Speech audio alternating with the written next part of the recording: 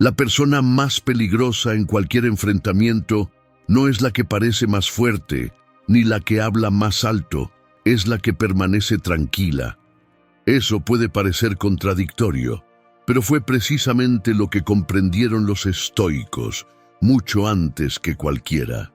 Ellos se sumergieron profundamente para comprender el impacto real de las emociones en una decisión, en un conflicto, en una elección crucial, y, a partir de eso, crearon un sistema de autocontrol tan sólido que dejaba a cualquier adversario sin salida, porque no había forma de desestabilizar a quien ya había vencido a sí mismo.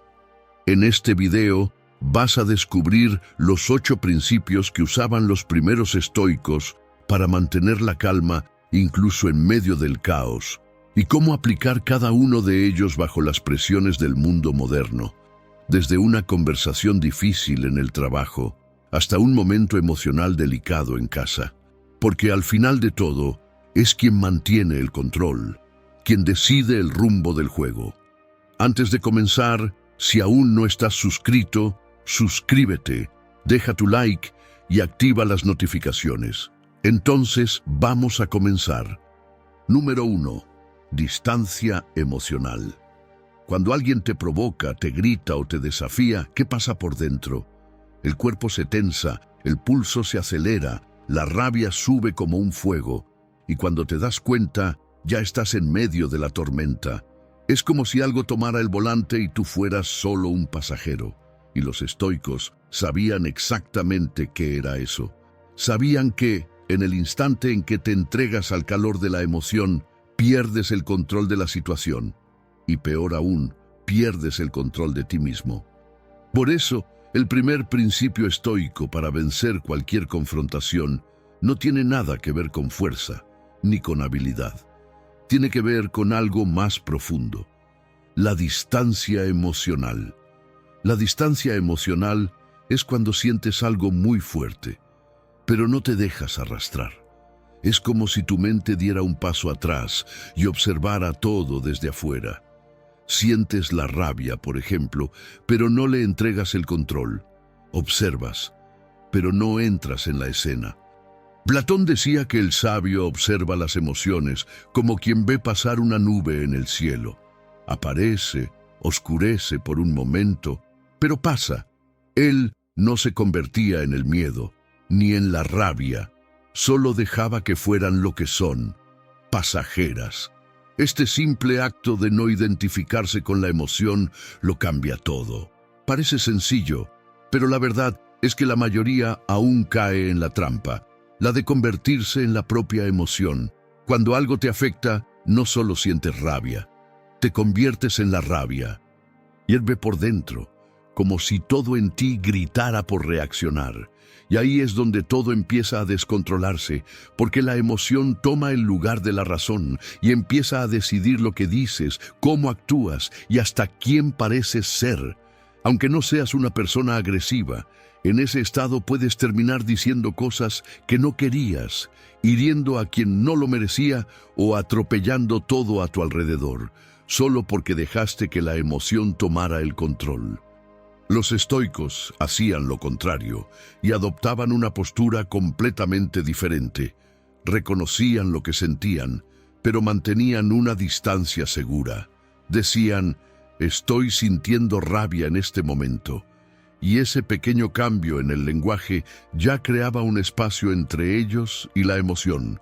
Parece sencillo, pero ese espacio lo cambia todo. Porque cuando nombras lo que sientes, tu cerebro sale del modo automático y vuelve al modo consciente. Dejas de ser arrastrado por lo que sientes y empiezas a tener elección. Y ahí es donde entra la práctica. La próxima vez que sientas una emoción intensa, incluso en una conversación simple, detente por un segundo y dite a ti mismo: me doy cuenta de que estoy sintiendo rabia. Etiquetar lo que sientes es como apretar un freno de emergencia interno. No eliminas la emoción, pero reduces su impacto. Eso crea un pequeño espacio entre tú y la emoción. Y con el tiempo, ese espacio crece. Y con él crece también tu control. Porque el secreto no es suprimir lo que sientes, es evitar que eso tome el mando. Cuando logras mantener distancia emocional durante una confrontación, la tormenta dentro de ti empieza a calmarse. Y es en ese preciso momento cuando todo cambia. Mientras la mayoría entra en una confrontación improvisando, sin saber qué esperar y reaccionando a la defensiva, los estoicos hacían lo contrario. Se preparaban antes. Anticipaban y entrenaban lo que harían si llegaba la provocación, y por eso nada los desequilibraba. Número 2. Conciencia anticipatoria. ¿Alguna vez entraste a una conversación pensando que sería tranquila y de repente todo se salió de control? Así es como la mayoría de las personas se pierde, no porque el problema fuera enorme, sino porque las tomó por sorpresa. Los estoicos sabían que muchas veces el problema no está en lo que ocurre, sino en el hecho de que no estabas preparado. La conciencia anticipatoria es la capacidad de percibir con antelación lo que puede pasar, no como una forma de control, sino como una forma de claridad. Porque, por más complejos que seamos, nuestros comportamientos bajo presión siguen caminos bastante predecibles. La rabia suele aparecer de la misma manera, con la voz elevada, tensión en el cuerpo, impulsividad. El miedo paraliza, cierra el campo de visión, limita las opciones, como si todo se volviera una amenaza. Y la impaciencia hace que la persona se rinda antes de tiempo, revela debilidades, presiona por respuestas rápidas y termina abriendo espacio para errores. Y es justamente por eso que anticipar reacciones no es adivinar el futuro, es leer patrones que se repiten todo el tiempo. Un ejemplo claro de esto viene de Miyamoto Musashi, el legendario estratega japonés. Antes de cualquier duelo, estudiaba al oponente con atención, observaba cómo se movía, cómo reaccionaba bajo presión, qué golpes repetía cuando estaba nervioso. No dejaba espacio para las sorpresas. En su duelo más famoso, contra Sasaki Kojiro, conocido por usar una espada extremadamente larga, Musashi llegó tarde a propósito. Sabía que Kojiro era vanidoso e impaciente y usó eso en su contra. En el camino hacia el duelo, esculpió su propia espada de madera, un poco más larga que la de Kojiro. La lucha fue rápida y ganó antes incluso de empezar, porque ya había ganado en la preparación. Esa misma lógica se aplica fuera de los campos de batalla, y tal vez, sobre todo, en ellos. Antes de una conversación difícil con un compañero de trabajo, de un pedido delicado a alguien de la familia, o de un reencuentro con una persona que ya te ha herido. Es ahí donde la preparación emocional marca toda la diferencia. Y comienza con 3 preguntas sencillas. ¿Cuál es el estado emocional probable de esa persona? ¿Qué es lo que realmente quiere con esta conversación? ¿Cuáles son las 3 reacciones más probables que podría tener? Esas preguntas funcionan como un mapa mental, organizan tu percepción antes del impacto. Y cuando tu mente está preparada, la posibilidad de ser desestabilizado disminuye drásticamente. No reaccionas con sobresalto, respondes con claridad. Tu cuerpo no se bloquea, se alinea. Y esa diferencia entre actuar por impulso o con conciencia es lo que te mantiene firme, incluso cuando el ambiente se pone pesado. Eso es exactamente lo que hacen los negociadores del FBI antes de hablar con un criminal o con alguien en crisis. No llegan sin preparación. Estudian el perfil emocional de la persona, analizan comportamientos pasados y trazan los caminos posibles de la conversación. ¿El resultado? Mantienen la calma incluso cuando todo a su alrededor está a punto de explotar. Anticipar no se trata de controlar al otro, se trata de conocer el terreno antes de pisarlo. Y cuanto más entiendes los patrones emocionales de las personas, menos te sorprendes y más autocontrol construyes. porque en un mundo caótico, mantener la calma es una de las formas más silenciosas y más poderosas de liderazgo y autocontrol. Número 3. Respiración estratégica. La mayoría de las personas piensa que el autocontrol empieza en la mente, pero en realidad comienza en el cuerpo, y la respiración es el punto de partida. Cuando la tensión se apodera de ti, es el cuerpo el que necesita ser atendido primero. Y el camino más directo para lograrlo es la respiración. Los estoicos ya lo sabían. Si quieres mantener la razón firme en medio del caos, empieza por el ritmo con el que respiras. Hoy en día, la neurociencia confirma esta sabiduría. Investigaciones de la Universidad de Stanford demuestran que respirar de forma lenta y profunda activa el sistema nervioso parasimpático, que se encarga de reducir el estrés, desacelerar los latidos del corazón y restaurar el equilibrio emocional. En cambio, una respiración corta y acelerada hace lo opuesto. Activa el modo de alerta, aumenta la liberación de cortisol y bloquea el pensamiento claro. Es como si el cerebro se quedara atrapado en el modo peligro, incluso cuando la amenaza no es real. Por eso, antes de reaccionar, puedes recurrir a un gesto simple: parar y respirar. Inhala por la nariz, despacio, contando hasta 4, sostén por un segundo y luego suelta el aire por la boca contando hasta 6. Solo eso, un solo ciclo. Incluso una única respiración hecha con conciencia ya es suficiente para reducir la tensión. Si repites 2 o 3 veces, el efecto se expande. Tu cuerpo se calma, tu mente se aclara y tu respuesta cambia. La neurocientífica Lisa Feldman Barrett lo explica así: tu cerebro no reacciona a la realidad, reacciona a la predicción que hace de lo que viene, y la respiración es una de las formas más rápidas de ajustar esa predicción.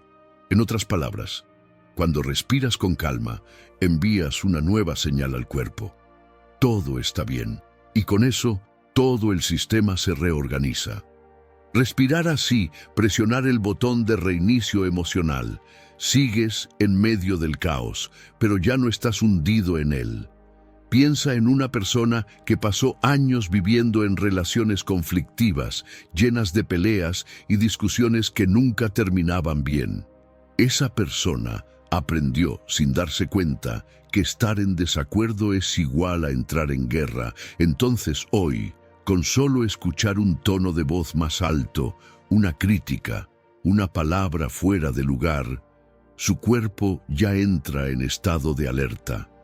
El corazón se acelera, los músculos se tensan, la mente empieza a buscar amenazas que quizá ni están ahí. No es el presente lo que está provocando eso, es todo el pasado manifestándose de nuevo. Ahora imagina que, en ese momento, ella se detiene y respira. Solo eso. En vez de responder con el mismo tono o cerrarse, crea un espacio. Y en ese espacio, algo cambia. El cuerpo empieza a entender que esa situación no es una amenaza real, y la mente deja de reaccionar a lo que fue, para responder a lo que está ocurriendo ahora. Esa simple respiración consciente puede ser el inicio de un nuevo patrón, un patrón donde hay espacio para escuchar, para posicionarse con firmeza, pero sin perderse en la rabia o el miedo. Esa pausa es la que te reconecta con tu fuerza, porque a veces lo que separa una explosión de una decisión lúcida es solo una buena respiración. Y esa claridad es esencial para nuestro próximo principio. Y si este video te está resultando útil, deja en los comentarios: ya valió la pena. Y no olvides dejar tu like y suscribirte al canal. Número 4. Acción con propósito. En cualquier enfrentamiento, el mayor error no es perder la discusión, es olvidar por qué empezó. Cuando eso pasa, todo se confunde. El tono de voz sube, viejas heridas reaparecen, el dolor toma el control, Y de repente, nadie sabe ya qué está tratando de resolver, solo quieren ganar, y en ese tipo de juego, todos terminan perdiendo. Actuar sin un propósito claro es como pelear en la oscuridad. Te desgastas, te frustras, te haces daño, y al final no avanzas. Los estoicos lo sabían. Para ellos, la diferencia entre una explosión emocional y una acción verdadera estaba en una sola cosa: claridad de intención. Antes de cualquier conflicto, sea una conversación delicada, una reunión tensa o incluso un mensaje difícil de escribir, detente un momento y pregúntate con sinceridad: ¿cuál es mi verdadero objetivo aquí? Esa respuesta debe caber en una sola frase, algo simple, directo, que pueda servirte como ancla emocional. Puede ser: quiero resolver este malentendido sin causar más dolor, o quiero defender mi punto de vista con respeto, o incluso quiero proteger mi paz, aunque la otra persona no lo entienda. Ese pequeño gesto cambia la forma en que llevas la conversación. Cuando las emociones empiecen a subir, vuelve mentalmente a esa frase. Ella te recordará lo que realmente importa. Y cuando te anclas en ese propósito, tus palabras dejan de servir a tu ego herido y empiezan a servir a lo que viniste a construir. Tener un propósito claro no significa ser frío o distante. Significa poner tus emociones al servicio de algo más grande, en lugar de permitir que se vuelvan en tu contra. Ese enfoque transforma los conflictos en puentes, y aunque no haya acuerdo, igual hay crecimiento, porque no te perdiste de ti. Imagina a alguien que entra en una conversación queriendo resolver una situación simple, pero sale de ahí cargando heridas que ni siquiera recordaba.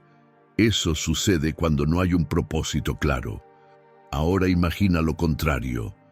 Alguien que decide antes de comenzar que solo quiere ser comprendido, sin necesidad de ganar. Esa persona no pierde su centro, aunque el otro lo pierda. Cuando sabes por qué estás hablando, también sabes cuándo vale la pena guardar silencio. Y el verdadero poder no está en ganar discusiones, está en no ser dominado por ellas. Musashi decía: el objetivo final de las artes marciales es no tener que usarlas. Y en los conflictos de la vida, esa frase es un mapa. Cuando tu enfoque está en lo que realmente importa, la mayoría de las batallas pierden sentido antes siquiera de comenzar. Si este principio te hizo sentido, suscríbete al canal, deja tu like y compártelo con alguien que también necesite aprender a usar la calma como fuerza. Porque el autocontrol no es ausencia de emoción, es presencia de propósito. Número 5. Economía de movimientos. Muchas personas creen que ser un buen comunicador es saber responder rápido, pero en la mayoría de los enfrentamientos, lo que más desgasta no es lo que se dijo, sino cuánto se habló intentando tener la razón. Intentas justificarte, explicar, defenderte, incluso cuando la otra persona ya ni siquiera está escuchando. Y cuanto más intentas hacerte entender, más agotado te sientes. Los estoicos tenían una regla simple, pero poderosa. No gastes energía en lo que no lleva a ninguna parte. No toda provocación merece respuesta, y no toda acusación necesita defensa. Cuando reaccionas a todo, sin filtrar, terminas hablando de más, sintiendo de más y al final, entendiendo de menos. Y toda esa energía desperdiciada en exceso emocional hace falta en el momento de mantener el control. Platón decía: el sabio habla porque tiene algo que decir, el necio porque necesita decir algo. Y esta es una de las lecciones más importantes sobre el autocontrol en la comunicación. Un buen comunicador sí habla, pero antes piensa en lo que va a decir. Evalúa el momento, el impacto, lo que hay detrás de esas palabras y, sobre todo, si eso sirve a su propósito o solo a su ego herido. Piensa en alguien que empieza el día discutiendo con su esposa por algo pequeño. Luego entra a una reunión y se siente presionado. responde de más, pierde el enfoque, pierde el tono. Por la noche, recibe un mensaje fuera de lugar y responde por impulso, abriendo otra batalla más. Esa persona no está equivocada por sentir, pero está emocionalmente agotada por entrar en cada situación como si tuviera que ganar. Ahora imagina si, antes de cada respuesta, hiciera una pausa simple. ¿Esto de verdad necesita ser dicho o solo va a empeorar las cosas? Tal vez, en la conversación de la mañana, bastaba con escuchar con atención y responder con calma. En la reunión, una reafirmación objetiva habría tenido más impacto que una larga explicación. Y, en ese mensaje, el silencio tal vez habría sido la opción más inteligente. Hablar menos no significa sentir menos. La economía de movimientos es eso. No callarse, no ignorar, sino saber en qué vale la pena poner tu atención. Cuando aprendes a responder solo lo necesario, te queda espacio para respirar, pensar y enfrentar los conflictos con más presencia y menos desgaste. Al final, quien habla menos no es quien siente poco.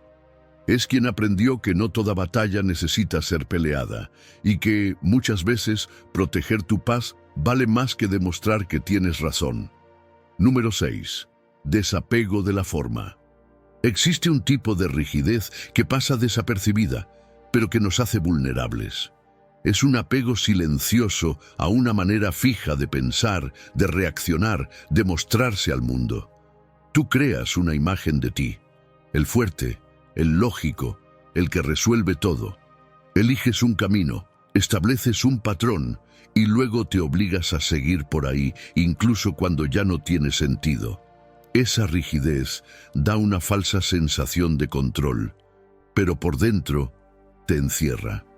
Los estoicos entendían que la verdadera fuerza está en la flexibilidad, porque quien se aferra demasiado a una idea, a una expectativa, a una versión antigua de sí mismo, sufre más, se frustra más, se quiebra con más facilidad, porque la vida cambia, las personas cambian, y a veces eres tú quien también necesita cambiar, no para agradar al mundo, sino para seguir creciendo.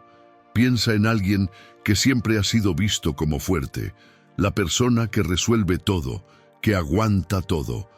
Se enorgullece de esa imagen y no permite mostrar fragilidad, pero por dentro está cansada y por fuera empieza a endurecerse aún más. La rigidez que parecía fuerza se vuelve prisión, o alguien que se define como racional, y por eso nunca da espacio para sentir. Evita conversaciones profundas, ignora la intuición y trata de vivir como si la emoción fuera una debilidad. Con el tiempo, pierde conexiones, pierde escucha, pierde incluso la oportunidad de conocerse mejor. Desapegarse de la forma es entender que puedes ser más de una cosa, puedes ser fuerte y aún así pedir ayuda, puedes ser racional y aún así sentir, puedes cambiar de opinión, de rumbo, de actitud, sin perder tu identidad. La próxima vez que sientas resistencia ante algo nuevo, pregúntate, ¿estoy diciendo que no porque realmente no tiene sentido? ¿O solo porque no encaja con la imagen que he creado de mí mismo?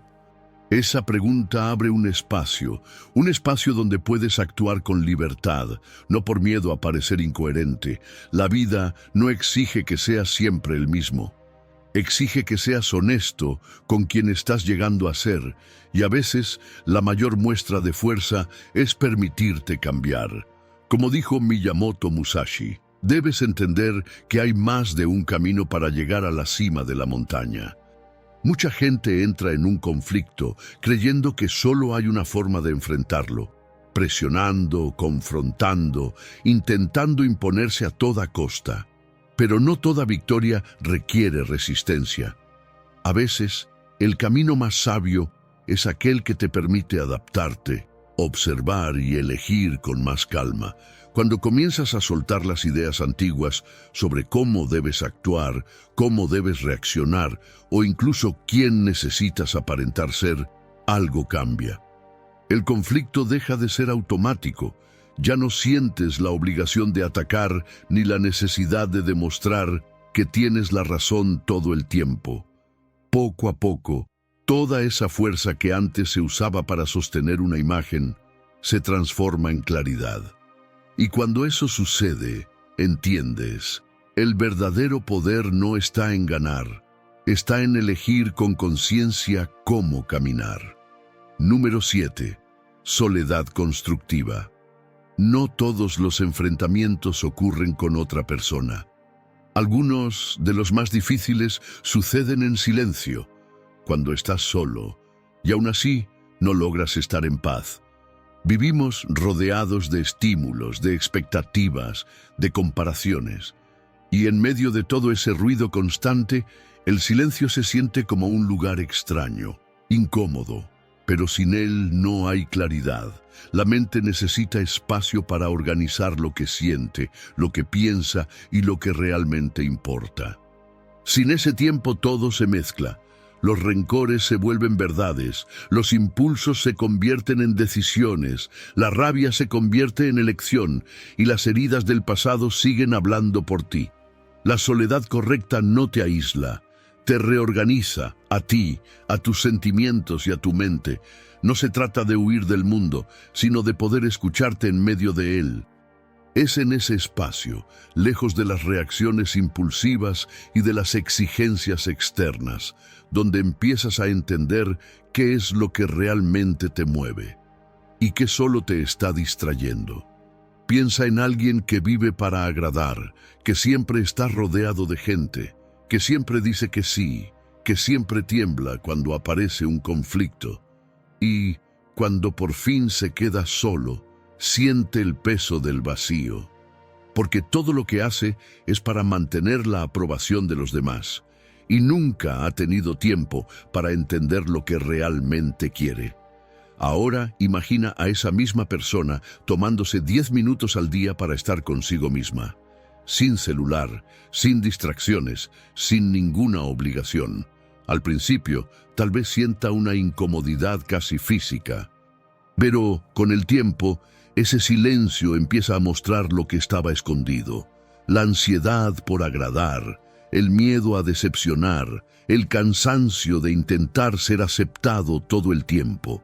La soledad constructiva es eso, no lo resuelve todo, pero crea el espacio donde dejas de repetir los mismos patrones, por las mismas razones. Te recuerda que no todas las respuestas vienen de afuera y que, muchas veces, lo que parecía un conflicto con alguien era solo un llamado urgente para reconectarte contigo mismo. Porque solo cuando logras estar en paz con tu propia presencia, es que te vuelves verdaderamente libre, libre del ruido, libre de las expectativas, libre de tener que demostrar algo todo el tiempo. Y en ese silencio no te pierdes, regresas a casa. Número 8. Reflexión. Después de un enfrentamiento, es común intentar olvidar lo que pasó lo más rápido posible. La persona se aleja, cambia de tema o llena la mente con cualquier distracción, como si ignorar fuera lo mismo que resolver. Pero los estoicos seguían una lógica diferente. Ellos creían que cada situación difícil trae consigo una oportunidad de aprendizaje, siempre y cuando estés dispuesto a detenerte y mirar con atención. Reflexionar no es revivir el dolor, es reorganizar lo que quedó desordenado por dentro, es transformar un episodio tenso en una oportunidad de crecimiento silencioso. No todos los errores necesitan corregirse en el momento. A veces, el verdadero ajuste ocurre después. Cuando repasas mentalmente la conversación, notas cómo reaccionaste, reconoces los puntos en los que perdiste el control. Esa revisión honesta, hecha sin prisa y sin juicio, es una de las formas más eficaces de evolución emocional. Piensa en alguien que tuvo un malentendido con un amigo. En el momento, dijo más de lo que debía, se sintió mal, pero se tragó todo y siguió el día como si nada hubiera pasado. Ahora imagina que, al llegar a casa, esa persona reflexionara durante 5 minutos sobre lo que sintió, por qué se defendió tanto, qué habría hecho diferente. Ese momento de silencio no arregla el pasado, pero prepara el terreno para actuar con más sabiduría la próxima vez. Piensa rápidamente en tu última discusión. ¿Qué aprendiste de ella? Tal vez te diste cuenta de que no siempre necesitas decir todo lo que piensas. Tal vez notaste que el silencio, en algunos momentos, protege más que el mejor argumento. Puede que hayas sentido la importancia de separar lo personal de lo profesional, o de mantener la calma incluso cuando el otro se desordena. Repasa esa lista en tu cabeza y piensa en cómo esos aprendizajes pueden evitar que repitas el mismo ciclo de ahora en adelante. Los estoicos llamaban a eso examen de conciencia. Un hábito simple, pero poderoso, que fortalece tu capacidad de tener claridad frente a situaciones futuras. Al crear ese espacio para observar después de un conflicto, dejas de ser alguien que simplemente reacciona y te conviertes en alguien que comprende. Tal vez descubras que te irritas cada vez que sientes que no te están escuchando, o que te cierras cuando necesitas admitir un error. Tal vez notes que no es el tono de la conversación lo que te hiere, sino el viejo miedo al rechazo. Y cuando esas verdades salen a la luz, algo dentro de ti se ordena, no porque todo se haya resuelto, sino porque ahora puedes ver lo que antes solo sentías. La práctica de la reflexión no tiene que ser larga ni formal. Puede ocurrir durante una caminata, al final del día, mientras te cepillas los dientes o te duchas. Basta con una pregunta sincera. ¿Qué me enseñó este momento? Y esa pregunta, hecha con frecuencia, va moldeando la forma en que manejas a las personas, los límites, tus reacciones. Es en ese espacio de pausa y comprensión donde comienza el cambio.